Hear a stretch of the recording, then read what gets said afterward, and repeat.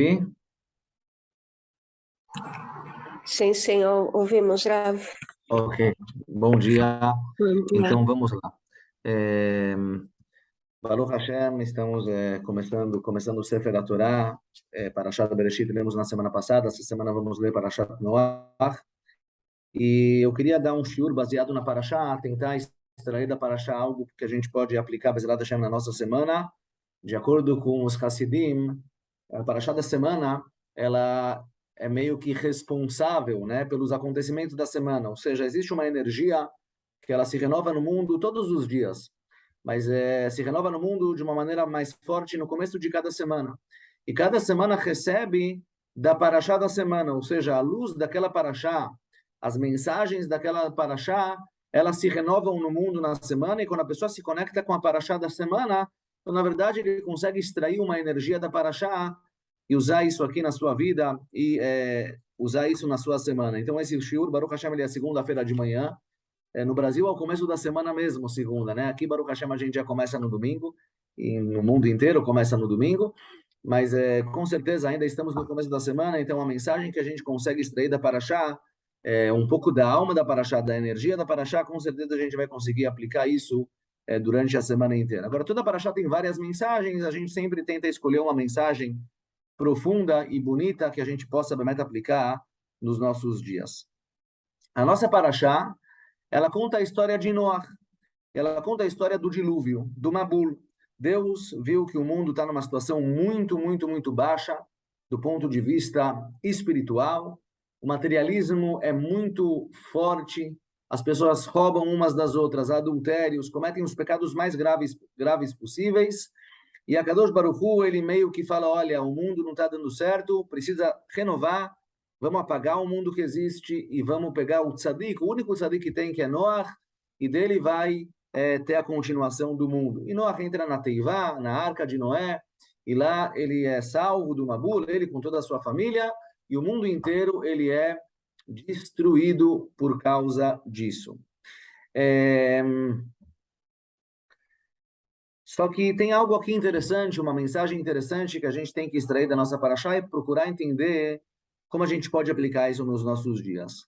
O Navi Ishaiah, o profeta Ishaiah, ele traz as seguintes palavras. Está escrito lá em Ishaiah, Perek Nundalet 54, Pasuk Tet, que mei Noach zotli. O Ishaiah, o Navi, ele chama o Mabul as águas de Noach. Mei Noach, Maim Shel Noach, as águas de Noach. Ou seja, o Mabul foi chamado as águas de Noach. Parece daqui que Noach ele tem uma certa responsabilidade pelo que aconteceu. Se o Mabul é chamado a água de Noach, significa que esse dilúvio que veio, Noach ele foi um pouco responsável por isso, mesmo que ele foi salvo. E Bemet, pessoal, se não tivesse escrito, talvez seria proibido falar, mas consta no Zohar HaKadosh. O Zohar HaKadosh ele fala que o Mabul foi chamado de água de Noach pelo fato que Noach ele não pediu rachamim, ele não teve piedade suficiente, não rezou pela geração. Noach não rezou pela geração para que Hashem achasse uma solução, uma salvação por aquela geração. Noach ele recebeu a notícia de Hashem que vai ter um Mabul, construiu a arca. As pessoas perguntavam para ele o que você está fazendo. Ele demorou 120 anos para construir a arca. E ele falava, vai ter um Mabul, só que ele não fez nada para tentar mudar a situação. Ou seja, ele não pediu para Hashem, vamos aí, vamos rezar, vamos salvar a geração, vamos construir lugares para talvez melhorar, que as pessoas melhorem os seus hábitos, os seus costumes. Noach não fez isso, diferente de Avraham Avinu, na paraxá da semana que vem, que a gente vai ver que Avraham, quando recebe a notícia de que Sodom vai ser destruída, Avraham Avinu para e começa a rezar para Deus para salvar a cidade de Sodom. Noach não faz isso, e fala o Zohar HaKadosh. Uma vez que Noach não rezou pela geração, então ele tem uma responsabilidade. A água é chamada as águas de Noach. O fato é que ele foi um pouco responsável. Tem alguém com o microfone ligado, não estou conseguindo desligar os microfones. Se puderem desligar os microfones para termos silêncio aqui no shiur. Obrigado. Então, Noach, ele é... Peraí um segundinho. Ó. Então, Noach, ele realmente teve essa responsabilidade. Mais ainda, está escrito no Midrash que depois do Mabul, quando Noach sai da arca, sai da Teivá, ele começa a chorar. Ele fala para Hashem, Hashem, como você fez uma coisa dessas? Como você destruiu todo mundo? Porque realmente não sobrou ninguém. E aí Hashem fala para ele, Roé Shoté, você é um pastor tolo. Assim Hashem chama ele, assim está escrito no Midrash. Você deveria ter rezado antes. Agora você vem chorar. Agora você vem rezar. Você deveria ter feito isso antes do Mabul acontecer. Você tinha 120 anos para fazer isso. O que você vem chorar agora? Assim Hashem responde para Noach. E aí surge uma pergunta muito forte. Peraí. A Kadosh Baruch Hu chega para Noach e fala, olha, Noach, ketz kol basar balefanai, que malá haaretz hamas mipeneihem. O mundo não tem mais jeito. O mundo está péssimo. O mundo está horrível. As pessoas são pessoas malvadas, roubam uns aos outros, adultério. Inclusive, o mundo estava tão ruim que até os animais eram influenciados pelas coisas ruins do mundo. Hashem fala isso para Noach. Hashem fala, olha, eu vou destruir o mundo e vai sair de você um novo mundo. O que a gente espera de Noach? A gente espera que depois de que a Kadosh Baruch Hu mandou para ele essa mensagem, ele vai rezar para Hashem. Hashem falou para ele qual que é o plano. O que ele tem que rezar?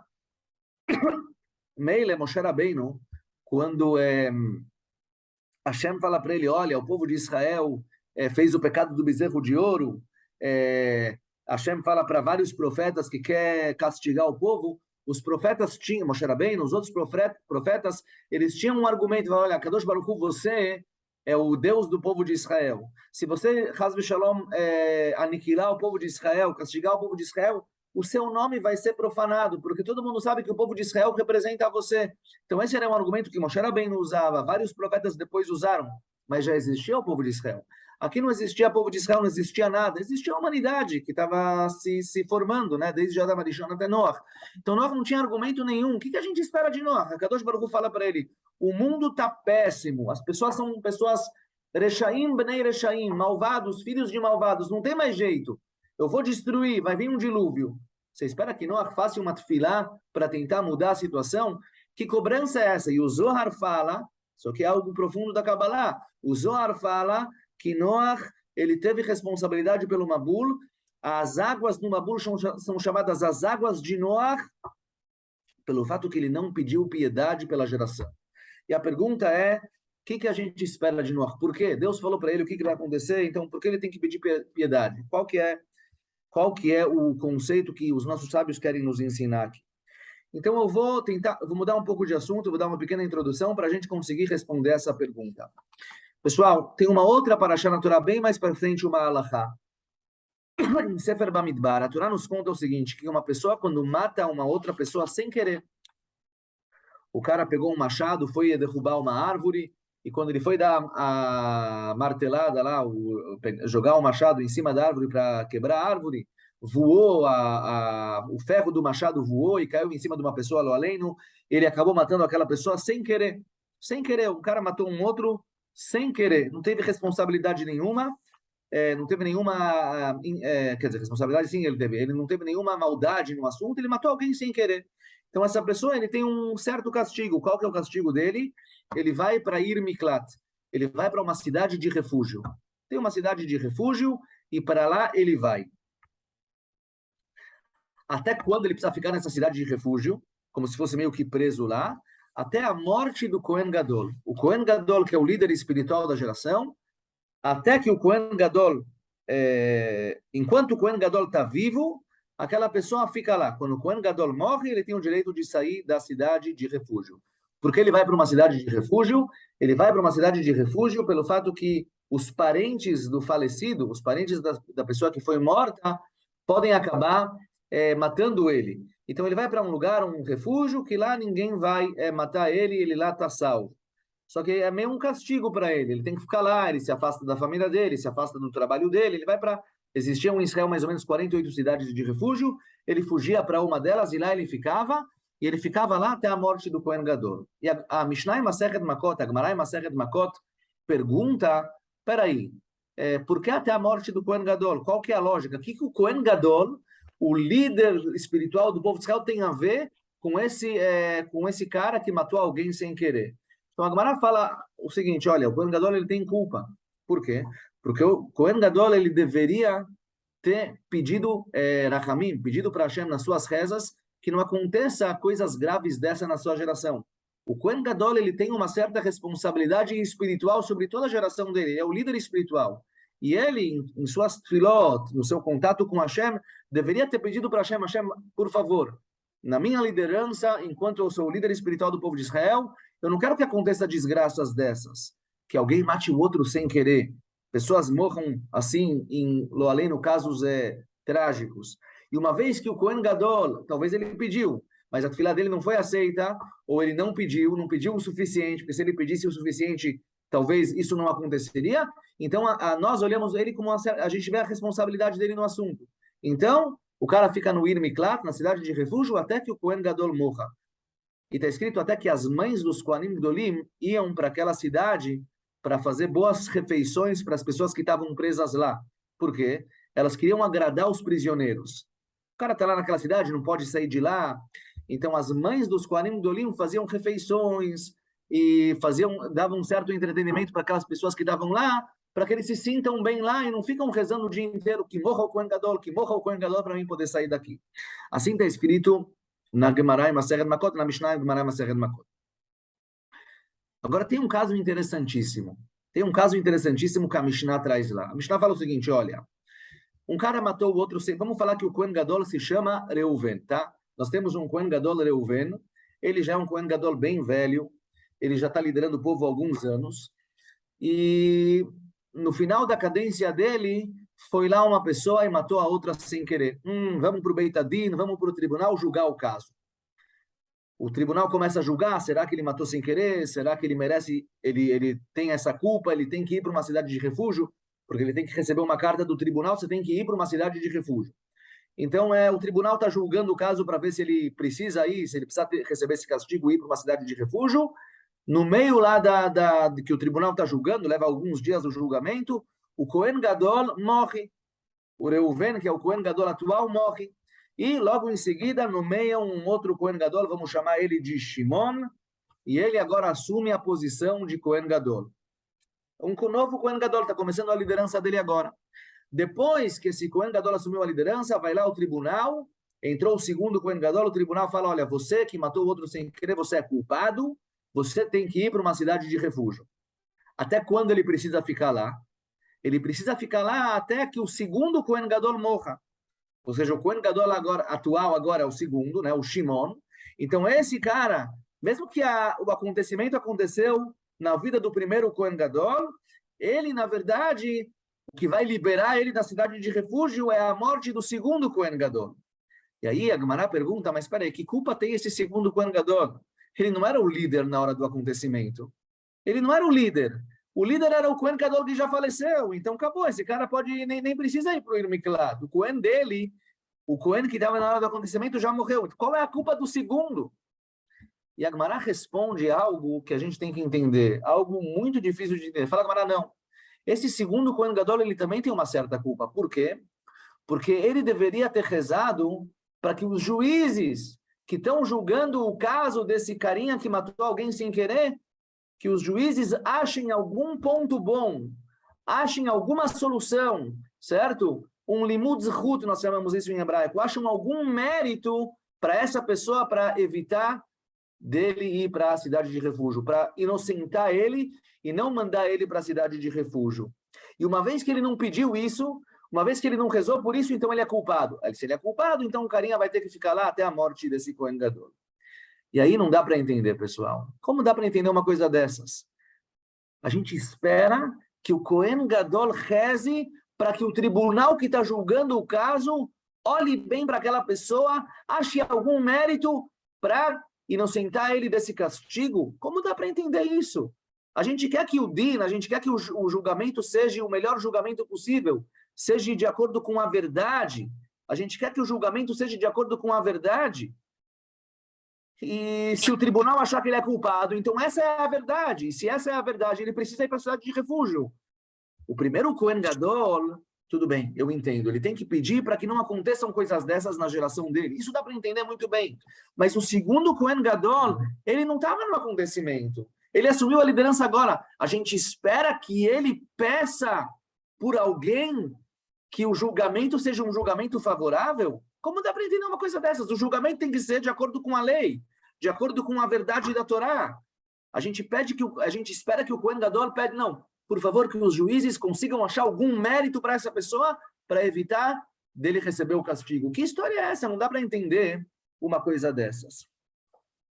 Então, vamos tentar explicar isso da seguinte maneira.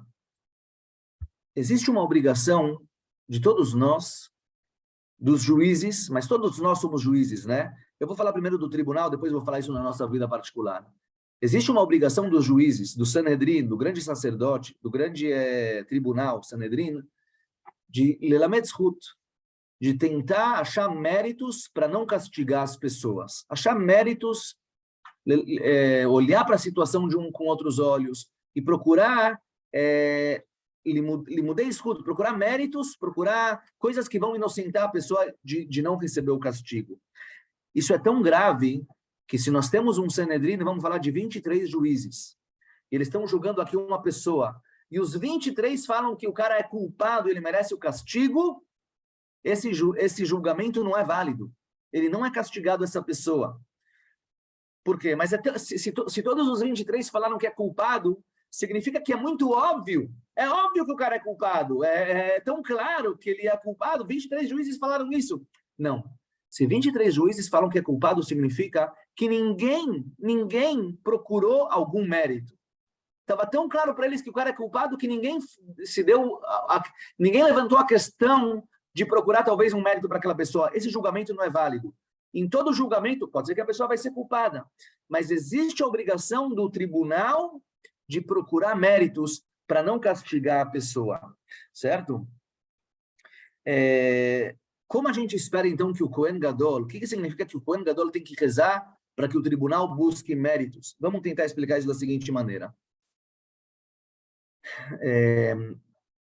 Eu vou tentar explicar isso através de um outro conceito.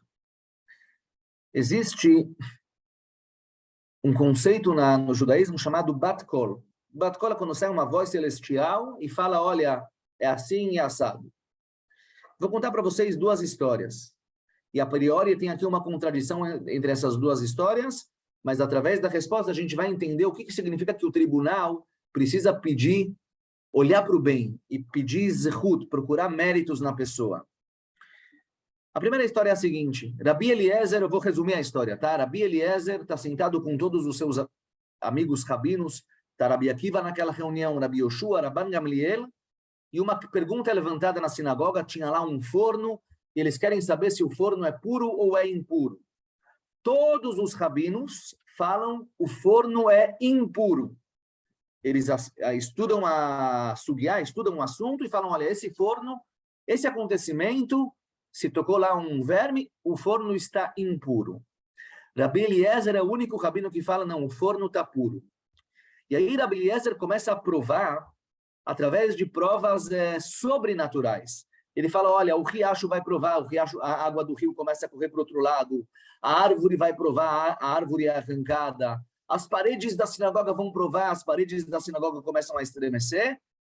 E ele fala, Kadosh Baruch Hu vai provar, sai uma voz dos céus falando, meus filhos, Rabi Yoshua, Rabi Akiva, Rabban Gamliel, por que vocês estão discutindo com Rabi Eliezer? Rabi Eliezer está correto, tudo que ele fala está certo. E aí Rabi Yoshua olha para os céus e fala, olha, me desculpa, Loba Shamaimi, a Torá não está mais nos céus. A Torá foi entregue para o homem, certo? Loba Shamaimi, ela não está mais nos céus, a Torá foi entregue para os rabinos, e existe uma halachá que a gente vai atrás da maioria. A maioria dos rabinos discutem com Rabi Eliezer, então essa é a halachá. A gente não olha para uma voz celestial. A gente sabe que a voz vem dos céus. A gente sabe que é uma voz de Akadosh Baruch Hu que está falando que Rabi Eliezer está certo. Mas não importa. Nós, rabinos, que estamos aqui na Terra, se a maioria dos rabinos enxergam que é impuro, então é impuro. E essa é a halachá. Até o ponto que Rabi Eliezer foi excomungado por causa disso. Essa é a primeira história. Segunda história. Tinha duas grandes yeshivot no povo de Israel na época do segundo Beit HaMikdash, no final do segundo Beit HaMikdash. Beit Shammai e Beit Hillel. Shammai era o líder espiritual da yeshiva de Beit Shammai, ele era o Av Beit Adin do povo de Israel, o grande juiz do povo de Israel. Hillel era o presidente do povo de Israel. o líder espiritual da Yeshiva de Beit Hillel. Beit Shammai e Beit Hillel discutiram em vários casos. A gente não sabia como fixar a halachá. Saiu uma voz dos céus falou, halachá é igual a Beit Hillel. Baseado nessa voz celestial, até hoje em dia, nós fazemos tudo de acordo com Beit Hillel, somente em alguns poucos casos a gente faz igual a Beit Shammai. Mas na maioria dos casos, na maioria esmagadora dos casos, 90%, 95%, halachá é como Beit Hillel por causa da voz que saiu dos céus. Pergunta ao Rav Nebenzahl, não dá para entender. No caso de Rabi Eliezer, saiu uma voz do Shammai, falando halachá igual a Rabi Eliezer, Rabi Yoshua falou, olha, não me importa, a Torá não está mais no céu. No caso de Beit Hillel, saiu a mesma voz, falou halachá como Beit Hillel, e a gente aceitou essa voz. Como pode ser? Qual é a diferença entre isso e isso? A resposta é a seguinte, falou Rav Nebenzahl. Quando saiu uma voz dos céus falando que halachá é como Rabi Eliezer, a voz do céu saiu para falar, olha, essa é a halachá. A voz quis fixar qual é a realidade da halachá. Ela quis fixar qual que é a halachá. A halachá é como Rabi Eliezer. Uma voz que vem fixar qual que é a halachá, nós não olhamos para ela. É uma voz celestial, ela vem dos céus. Mas a Torá deu para a gente regras e nós precisamos nos basear nessas regras. E a regra é que a gente vai atrás da maioria. Então, quando tem uma voz que vem do Shammai e fala, olha, essa é a halachá, a gente não olha para essa voz. A gente não olha para essa voz. No caso de Beit Shammai e Beit Hillel, a voz que veio dos céus não veio fixar uma halachá. Ela veio fixar qual que é a realidade do mundo. A voz veio falar, olha, o mundo hoje em dia precisa de Beit Hillel. Beit Shammai também está certo. Bezrat Hashem, na época de Mashiach, a halachá vai ser igual a Beit Shammai, está escrito nos livros sagrados. Mas o mundo, de acordo com a realidade do mundo hoje, o mundo só tem a capacidade de enxergar aquilo que Beit Hillel fala. Normalmente, Beit Hillel facilita mais que Beit Shammai. Esse é o nível do mundo hoje. Ou seja, a voz que saiu do céu não veio falar halachá como Beit Hillel está certo, Beit Shammai está errado. Não veio falar isso. A voz veio falar, o mundo hoje só tem a capacidade de andar nos caminhos de Beit Hillel. Essa é a realidade do mundo. Beit Shammai, quando chegar Mashiach, o mundo vai estar numa outra realidade. O mundo vai estar numa outra situação. Aí sim a gente vai poder, vai ser propício para o mundo aceitar as palavras de Beit Shammai. Pessoal, quando o Kohen Gadol ele reza para o tribunal conseguir enxergar um mérito, na verdade, toda tefilá, todo limud zchut, ele meromem, ele vem levantar o nosso mundo. Ele vem elevar o nosso mundo. Quando o Kohen Gadol reza, então o mundo de ontem não é o mesmo mundo de hoje. Se no mundo de ontem a realidade é que esse cara não tem méritos nenhum, pode ser que depois de uma tefilá do Kohen Gadol, que é o líder espiritual, que ele reza por toda a geração, que na tefilá dele todo o povo de Israel se encontra junto com ele na tefilá dele, pode ser que ele vai conseguir mudar a realidade do mundo. E se ontem não dava para achar méritos, hoje os juízes, o mundo já está numa outra realidade, numa realidade espiritual mais elevada, eles vão conseguir achar méritos para aquela pessoa, porque a realidade do mundo mudou. Porque a tefilá do Kohen Gadol, ela muda o nível do mundo. Igual que a gente viu, quando saiu uma voz dos céus e falou, olha, o mundo hoje está num nível espiritual que halachá é como Beit Hillel, falou Rav Nebenzahl. Mas pode ser que amanhã, e Bezrat Hashem, quando o Mashiach chegar, consta nos livros profundos, que halachá vai ser igual a Beit Shammai, porque a realidade espiritual do mundo vai ser outra. Não que Beit Hillel está errado ou Beit Shammai está errado, os dois estão certos. A pergunta é, qual é o nível espiritual do mundo? O que o mundo pode receber nesse momento? A mesma coisa. O Kohen Gadol, quando ele reza uma tefilá, na verdade ele meromem, ele eleva o mundo, e talvez o que ontem não dava para achar zehut, não dava para achar méritos para a pessoa, no mundo de hoje já dá para achar méritos, porque a realidade espiritual do mundo mudou. Na verdade, isso que a gente esperava de Noach. Nem Noach Zotli, Noach ele tem uma certa responsabilidade pelo Mabul. Porque se Noach rezasse pela geração dele, mesmo que a Kadosh Baruch Hu chegou e falou, olha, o mundo está estragado, não tem mais jeito. Se Noach rezasse, a tefilá de Noach mudaria a situação do mundo. Elevaria o mundo para uma situação espiritual mais elevada. E a gente talvez conseguiria, nessa nova situação, nessa nova realidade espiritual, achar méritos para aquelas pessoas, achar méritos para o mundo. E a partir do momento que a gente vai achar méritos para o mundo vai melhorando cada vez mais, e as pessoas vão melhorando. Por isso, Noach não rezou, diferente de Abraão Avinu, que ele reza por Sdom, pelos Rechaim de Sdom, Abraão reza. Abraão tenta mudar a realidade, tenta achar algum mérito através da tefilá dele. Noach não fez isso. Se Noach não fez isso, se ele não rezou, não se preocupou com aquela geração, ele não elevou o mundo na tefilá dele, então eles sim têm uma responsabilidade. As águas do Mabul, Ishaiah chama elas de Mei Noach, que Mei Noach Zotli, e fala o Zohar a responsabilidade de Noach. Você, na sua tefilá, deveria ter elevado um pouco o mundo, e talvez, a partir do momento que você elevou o mundo, levou ele para uma outra realidade espiritual, para um patamar diferente, o mundo ia se levar, os méritos iam começar a surgir, e automaticamente, devagarzinho, as pessoas iam começar a mudar. E, na verdade, eu quero terminar esse shiur com o que fala o Reb Nachman Mibreslev. Reb Nachman Mibreslev, na última Torá dele, da primeira parte do livro dele, ele fala algo fantástico. Ele fala, olha, muitas vezes as pessoas olham para uma outra pessoa, para uma situação, e começam a julgar aquela pessoa de uma maneira errada. Como o cara fez isso, que nível que ele está, que situação ele se encontra. E realmente, quando a gente faz isso, a gente abaixa cada vez mais o nível daquela pessoa. Falou Reb Nachman Mibreslev. Quando você olha para uma pessoa que está andando num caminho errado, você sabe que aquela pessoa está num caminho errado. Ele não está bem, ele está muito, muito mal, ele está em um nível espiritual muito, muito baixo. Mas a sua função não é enfatizar o lado ruim daquela pessoa. Tenta parar, sair um pouco de você mesmo e olhar para um ponto bom que aquela pessoa tem. Ladun lekav zechut. Olhar um ponto favorável, um ponto bonito que tem naquela pessoa. Fala o Reb Nachman Mibreslev, quando você consegue olhar um ponto bom, quando você consegue olhar para o bem, mesmo que é um bom pequenininho, você consegue, de uma maneira mágica, de uma maneira espiritual, transmitir para aquela pessoa uma energia boa. Você transmite para ele uma energia boa, você ressalta o ponto bom dele, você olha para o ponto bom dele. E a partir do momento que você olha para o ponto bom dele, aquele ponto bom vai se desenvolvendo e a situação espiritual daquela pessoa vai mudando. Quando você reza para uma pessoa que está numa situação espiritual não boa, e você procura olhar um ponto bom dele, você eleva ele. E se você eleva ele, significa que o mundo que ele estava vivendo ontem não é o mesmo mundo de hoje. Ah, e se não é o mesmo mundo, então significa que ele tem a capacidade de mudar. Significa que ele tem a capacidade de se desenvolver espiritualmente.